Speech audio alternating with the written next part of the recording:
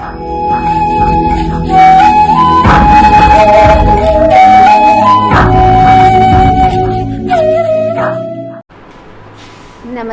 जी सभी को।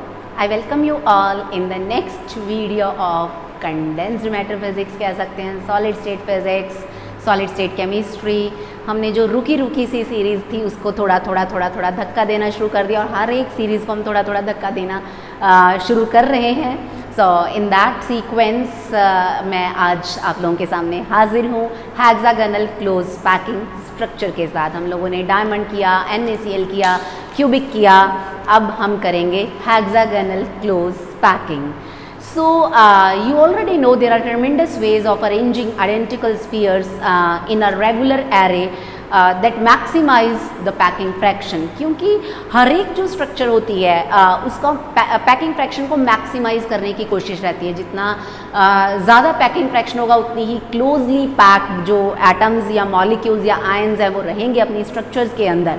तो वो जो क्लोजली पैक्ड स्ट्रक्चर हैं उनकी basically there are two types. I am again repeating, मैं हमेशा कहती रही हूँ कि जो मैं बोलती रहती हूँ आप नोटबुक पेन उठाइए, उनको लिखते चले जाइए and in the end of this video readymade notes जो हैं वो आप लोगों के हाथों में रहेंगे। तो जो भी मैं बोलती जाती हूँ, specially what ever I speak in English, you just note it down.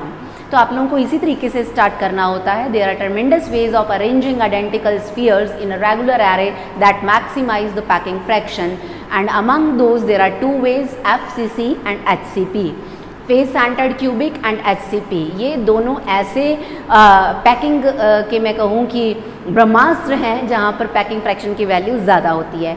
FCC face centred cubic जो रहता है उसके अंदर क्या होती है कि अरेंजमेंट होती है जहाँ पर हम कह सकते हैं कि single closest pack layer A होती है और उसके ऊपर हम करते हैं कि दूसरे स्फीयर्स को हम पैक कर देते हैं। Basically FCC is obtained when you arrange single closest pack layer A by placing each sphere in contact with other spheres, and the second layer B may be added by placing each sphere of B type in contact with the three spheres of the bottom layer।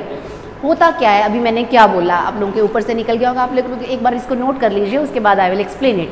उसके बाद आप third layer C की बात करेंगे। Third layer C is added over the holes in the first layer that are not occupied by B, that is ABC pattern we obtain, then we get FCC pattern। otherwise अगर आप उन holes की बजाय A के ही ऊपर atom को रखना शुरू कर देते हैं then you get HCP। होता क्या है देखिए कि सपोज़ ये एक लेयर है मेरे पास स्फीयर्स A की, तो हमने A स्फीयर्स A टाइप को इस तरीके से रख दिया है।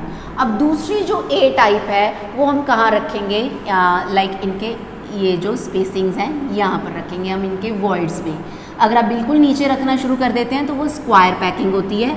हम लोग क्यूबिकल पैकिंग की, क्लोज पैकिंग की बात कर रहे हैं, तो जो ये वॉइड्स हैं वहाँ पर रखते चले जाएंगे। तो ये जो है दिस इज़ लेयर A। यहाँ पर ये जो एटम्स हैं ये सारे A, ये भी A, ये भी A, ये A लेयर है। अब जो दूसरी B लेयर है उसको हमें किस तरीके से रखना है, each sphere of B in contact with other. अब हमें क्या करना है कि ये जो होल्स हैं, ये वाला होल है, यहाँ पर मैंने B रख दिया, इस होल पर B रख दिया, इस होल पर B रख दिया, इस होल पर B रख दिया, इस पर रख दिया। गाना नहीं गाना है आपको, जस्ट एटम्स को रखते जाना है, एटम रखते चलो, स्ट्रक्चर को गढ़ते चलो। सो ये B, ये हो गया B। अब देखिए क्या है कि अगर तो हम ये जो होल्स हैं, इन होल्स को अगर हम कवर कर देते हैं, if third layer C is added over the holes in the first layer that are not occupied by B, then we get the structure ABC, तब हमें मिलता है FCC लैटिस। अब ये जो B वालों ने होल छोड़ा, हमने तीसरा यहाँ रख दिया, यहाँ B ने होल छोड़ा, हमने तीसरा यहाँ रख दिया, यहाँ रख दिया, यहाँ रख दिया, इसी तरीके से यहाँ, तो ये C लेयर। तो ये और जो पैटर्न मिलता है वो ABC कुछ ये पैटर्न मिलता है। ये होती है FCC की स्ट्रक्चर जिसको हम पीछे कर चुके हैं। बट अब हमें बात करनी है HCP की। तो आप लोगों को इसके बाद एग्जामिनेशन में क्योंकि HCP स्ट्रक्चर लिखनी है, you will write HCP structure is obtained when the spheres in the third layer are placed directly over the centers of the spheres of first layer, like you will get the pattern AB and so on। यानी कि जो हमने ये third layer रखी थी यहाँ पर, जो तीसरा भूत बैठा आकर वो पहले भूत को कॉपी कर लेता है, तब हमें मिलती है HCP structure. So this is basically close packing. ये 2 डायमेंशनल क्लोज पैकिंग थी, यहाँ पर वॉइड्स में हम रखते चले गए। बी को हमें इन होल्स को कवर करते हुए रखना था, इन होल्स को कवर करते हुए हमें बी को रखना था। ये बी लेयर हो गई, हमने होल्स को कवर किया, ए लेयर, बी लेयर। अब जो सी रखना है तीसरा, अगर वो मैं इन वॉइड्स पर रख दूंगी जो बी ने छोड़े, तो वहाँ पर हमें मिल जाएगा ABC पैटर्न FCC लैटिस। और अगर मैं यहाँ नहीं रखूँगी, I will place it directly over A, जहाँ पर ए था यहीं पर, यहीं पर, यहीं पर, यहीं पर, यहीं पर, इस तरीके से यहाँ पर, यहाँ पर, यहाँ पर, तो मुझे मिलती है HCP स्ट्रक्चर। इसको अगर मैं आपको 2D में ड्रॉ करके दिखाऊं, सबको मिला कर दिखाऊं, क्योंकि हमें तोड़ने का काम नहीं करना है, हमें तो मिलाने का काम करना है। तोड़ा तो आसानी से जा सकता है किसी भी चीज़ को, चीज़ों को मिलाना मुश्किल होता है। So we are arranging the atoms in that way. तो यहाँ पर देखिए, सपोज ये वाला एटम है, ये और ये मेरे पास एक हेक्सागन, एक षटकोण बन गया है। तो बेसिकली जब आप टचिंग स्फीयर्स को ज्वाइन करवाते हो तो आपको इस टाइप की स्ट्रक्चर मिलती है। Each nearest neighbour is joined in when each nearest neighbour when you join the centres of each nearest neighbour, then a regular hexagon is formed in HCP structure. और hexagon से ही इसका name hexagonal close packing पड़ा। तो नामकरण की कहानी हमने कर ली है। सो देखिए होता क्या है कि जो HCP है, इसके अंदर 12 atoms are present at the corners and 1 atom at each corner, and 2 atoms जो होते हैं वो होते हैं ऑपोजिट फेसेस पे। सो और जो 3 एटम्स होते हैं वो रहते हैं इनसाइड द बॉडी। तो इस स्ट्रक्चर को अगर मैं दूर दूर करके दिखाऊं, अभी जो हमने क्लोज पैकिंग करी थी AB टाइप HCP की, तो उसको अगर मैं थोड़ा ऐसे फैला कर एक्सपैंड करके दिखाऊं तो क्या स्ट्रक्चर रह जाती है। आप देखिए, ये एक षटकोण हो गया, हेक्सागन हो गया, ऊपर वाला हेक्सागन, ये हो गया नीचे वाला हेक्सागन, हेक्सागन हेक्सागन। इसके बाद हमें क्या करना है, इनके कॉर्नर्स पे हमने अभी यही कहा कि 12 एटम्स एट द 12 कॉर्नर्स। एक हेक्सागन के 6 कॉर्नर हो गए, उन पर 6 एटम्स हो गए, और ये दूसरे हेक्सागन के 6 कॉर्नर्स हो गए, तो यहाँ पर भी 6 एटम्स हो गए। तो there are 12 atoms at 12 corners, 1 at each corner of the regular hexagon. उसके बाद हमें क्या करना है, मैंने अभी हेक्सागन तो बनाया ही नहीं, इनको भी तो आपस में ज्वाइन करवाएंगे। सो इनको भी हमने ज्वाइन करवा दिया, तो ये बन गया रेगुलर हेक्सागन। इसके ये एक टॉप वाला फेस हो गया, एक नीचे वाला, ऐसे ऊपर नीचे 2 फेसेस हैं। इन फेसेस के सेंटर्स पे भी एक एटम प्रेजेंट रहता है। 12 एट कॉर्नर्स एंड 1 एटम या 2 atoms at the centres of each face, ये हो गया। उसके बाद 3 एटम्स यहाँ पर, 3 चोर, जैसे डायमंड में 4 चोर थे, वो तो दूसरे लैटिस के थे इसलिए चोर थे, ये चोर नहीं है, ये मालिक हैं।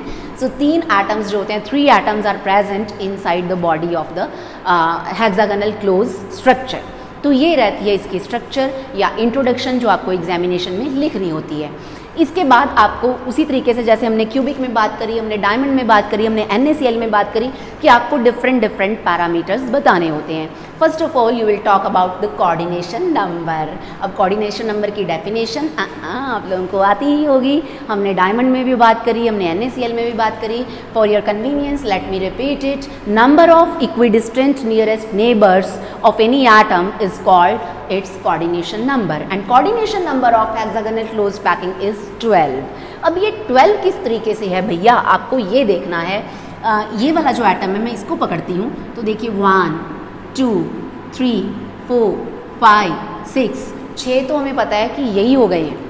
अब 6 ये हो गए, 6 प्लस ये वाला एटम डायरेक्टली इन तीनों के साथ अटैच्ड है, 3 प्लस। अब जो इसके ऊपर एक डब्बा और बनाएंगे आप, एक हेक्सागन है इसके ऊपर और बनाएंगे, क्योंकि जो ये वाला एटम है this is shared by 2 unit cell basically. तो नीचे वालों यहाँ पर है, ऊपर वाला और नीचे वाला दोनों के साथ है, नीचे वाले के 3 और ऊपर वाले के 3। तो इसके ऊपर भी यहाँ पर 3 एटम्स रहेंगे, उनके साथ भी ये डायरेक्ट इन टच है। सो +3, 6 + 3 9, 9 9 + 3 12। So basically coordination number of hexagonal close packing is 12। इसके बाद आपको बात करनी है एटॉमिक रेडियस की। आपको हेडिंग दे देना है coordination number, and coordination number के बाद आप हेडिंग देंगे एटॉमिक रेडियस। जैसे मैं हमेशा कहती हूँ कि हेडिंग्स के साथ ही आपको काम करना है। एटॉमिक रेडियस के अंदर आपको करना है कि आपको बड़ी सिंपल सी, जैसे ये दोनों एटम्स हैं, मैंने ये दोनों उठा लिए, रियलिटी में ये दोनों एक दूसरे के साथ ऐसे जुड़े हुए हैं। ये इसका रेडियस हो गया, ये इसका रेडियस हो गया, and this is edge of this hexagon A. तो अब मैं क्या कह सकती हूँ, it is very much clear from here 2r is equal to a, so r is equal to a by 2. So radius of any atom in hexagonal closed packing is half of the edge of the hexagon. Hexagon की side का क्या रहता है, वो half रहता है। उसके बाद हमें बात करनी है number of atoms per unit cell की, कि एक यूनिट सेल के अंदर कितने एटम्स की कॉन्ट्रीब्यूशन रहती है। So now we are going to talk about number of atoms in one unit cell या फिर पर यूनिट सेल, जिससे हम पैकिंग फ्रैक्शन कैलकुलेट करते हैं, आप डेंसिटी भी कैलकुलेट कर सकते हैं। So number of atoms per unit cell, general formula हम लोगों ने पहले भी करा है, हम अब भी करेंगे। n इज इक्वल टू, हमें पता है कि कॉर्नर वाले जो एटम्स हैं ये वाले, क्योंकि हेक्सागन है ये, एक कॉर्नर, क्यूब के अंदर 8 कॉर्नर्स थे और एक एटम कॉर्नर वाला फर्दर ऑन 8 यूनिट्स के साथ शेयर था। सो NC/8 लिखा हमने कि एक के अंदर उसकी कॉन्ट्रीब्यूशन 1/8 रह गई। इसी तरीके से हेक्सागन के 6 कॉर्नर्स हैं, तो कॉर्नर वाला एक एटम अदर 6 यूनिट सेल्स के अंदर शेयर रहेगा, तो एक के अंदर उसकी कॉन्ट्रीब्यूशन कितनी हो जाएगी, यस वेरी गुड, 1/6। सो कॉर्नर वाले एटम्स में एक की कॉन्ट्रीब्यूशन रहेगी 1/6 into NC। NC is number of atoms present at the corner, plus अब जो फेस पे है, ये वाला मेरा फेस नहीं, इसका फेस, इस फेस पे जो है वो हमें पता है कि 2 के साथ शेयर्ड है, तो एक के अंदर उसकी कॉन्ट्रीब्यूशन कितनी रहेगी, हाफ। सो फेस वाले जो एटम्स हैं दैट डिवाइडेड बाय 2 हमें लगा देना है, प्लस जो अंदर बॉडी के अंदर प्रेजेंट है इंटीरियर, वो किसी के साथ शेयरिंग में नहीं है भैया, वो इसी के ही है, तो Ni एज सच में लग जाएगा number of interior atoms, Nc number of atoms present at corners, Nf number of atoms present at faces, and Ni number of interior atoms की बॉडी के अंदर कितने एटम्स प्रेजेंट हैं। अब हमें पता है कि 12 atoms are present at corners, so 12/6, plus हमें पता है फेसेस पे कितने हैं, 2 एटम्स प्रेजेंट हैं, सो 2/2, प्लस इंटीरियर के अंदर कितने हैं, 3, सो 12, ये बन जाएगा this 2 plus 1 plus 3 is equal to 6. So number of atoms per unit cell hexagonal closed packing is 6. छक्का। तो 6 नहीं मारना है, एग्जामिनेशन में ये 6 मारना है, यहाँ पर नहीं। सो उसके बाद हम बात करेंगे volume of HCP structure. Volume of, इसके बाद आपको हेडिंग दे देना है volume of HCP structure. Introduction के बाद आप बात करेंगे कोऑर्डिनेशन नंबर की, कोऑर्डिनेशन नंबर के बाद एटॉमिक रेडियस के बाद number of atoms per unit cell, and then volume of HCP structure. Volume of HCP structure, volume सीधा सीधा होता है बेस इंटू हाइट, या sorry area into height. Volume is always equal to area into height. अब area of base into height, this height can be taken as C। So height हो जाती है C, and area of the hexagonal structure is 3√3a²/2। So area is 3√3a²/2। So volume हो जाता है 3√3a²c/2 area into height. This is volume of HCP structure. Coming on to the term packing fraction.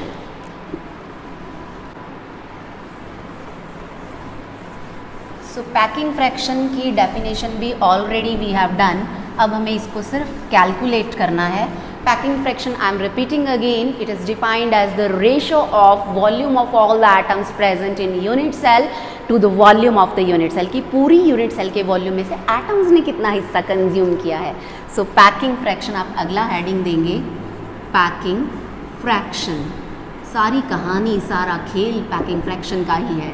So packing fraction is volume of all the atoms present in unit cell. एक atom का volume अगर मैं 4/3πr³ कहूँ, क्योंकि atom को छोटू सा प्यारा सा स्फीयर मानेंगे, into number of atoms per unit cell, ये हो गया volume of all the atoms. एक एटम का volume 4/3πr² and is number of atoms per unit cell divided by volume of the unit cell. Volume of unit cell 3√3a²c/2। अभी हमने hexagonal close packing का volume लिखा। अब और ये n हमें पता है कितना रहता है, 6। तो अगले स्टेप में आप इसको 6 पुट करवा देंगे।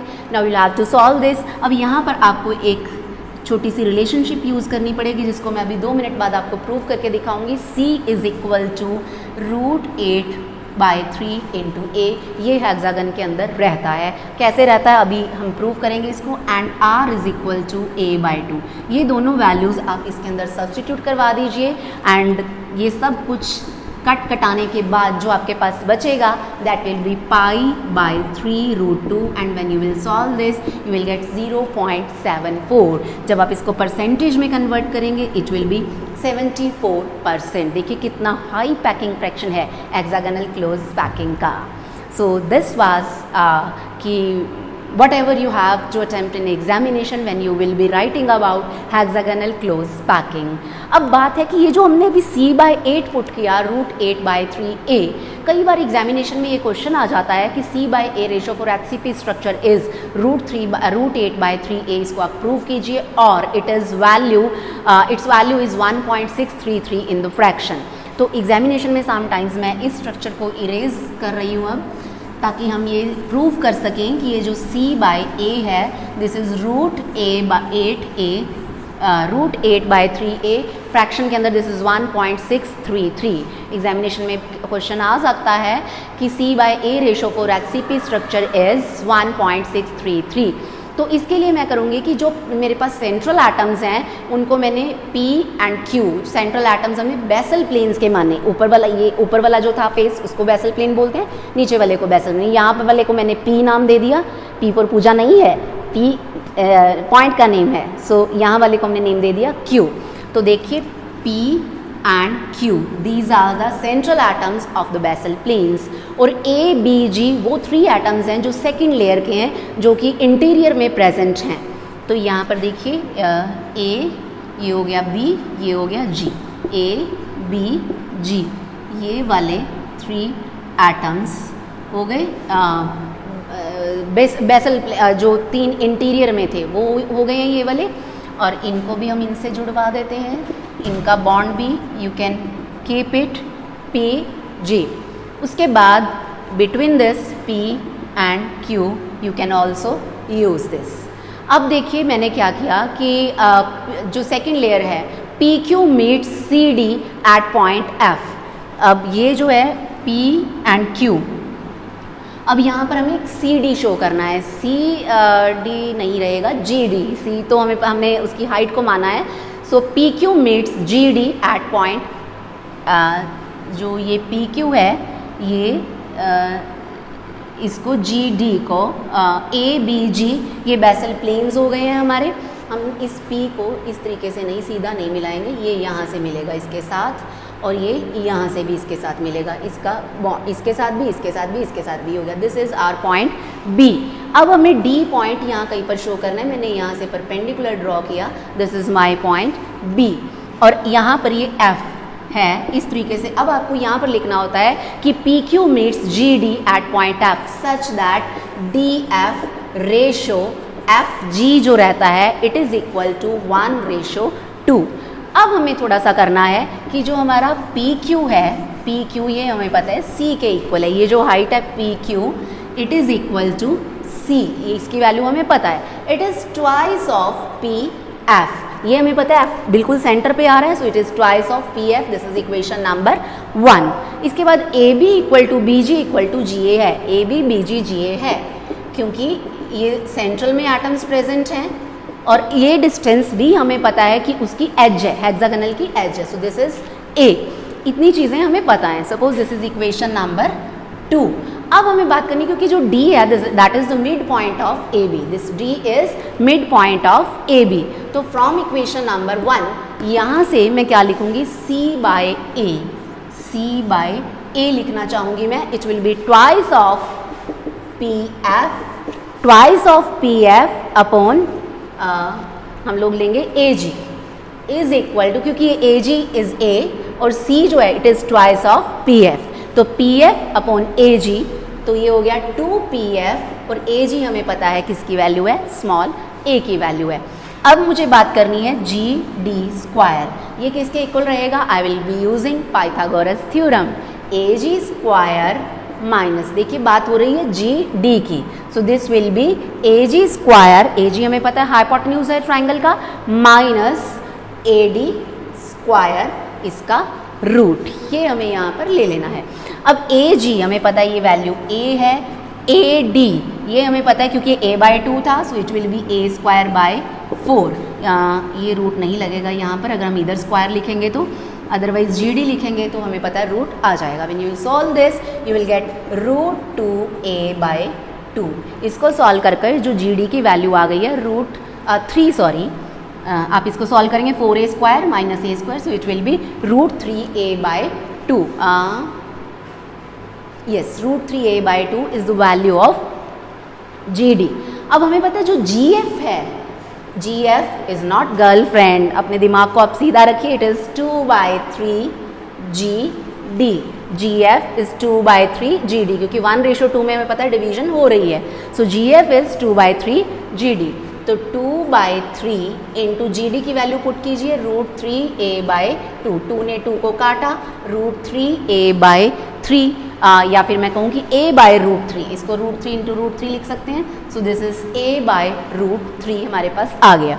इसके बाद हम बात kरेंगे पी एफ की, P F is not provident fund, P F किसके इक्वल रहेगा, P G square, again I am using Pythagoras theorem, minus G F square root, P F हमें पता है किसके इक्वल रहेगा, ये वाली राइट एंगल ट्राइंगल हम ले रहे हैं, पी एफ स्क्वायर किसके इक्वल रहेगा, P G square minus G F square, यहाँ भी 90 बन रहा है, तो इनकी वैल्यूज आप पुट करवाइए, पी जी हमें पता है it is H, so it is a square minus G F की वैल्यू हम ऑलरेडी निकाल चुके हैं a by root 3, so it will be a square by 3 and it's root, when you will solve this आपको क्या मिलेगा, रूट 2/3a, हमने ये वैल्यूज़ निकाल रही हैं, अब इन सारी वैल्यूज़ को हमें पुट कर देना है अपनी इक्वेशन नंबर ये वाली 3 के अंदर, एंड दैट्स इट। अब आप इसमें पुट कीजिए, put these values in equation number 3 क्या थी, c by a is equal to 2, यानी कि ये पी एफ हो गया, रूट 3/a डिवाइडेड बाय आपको करना है a, and this is a।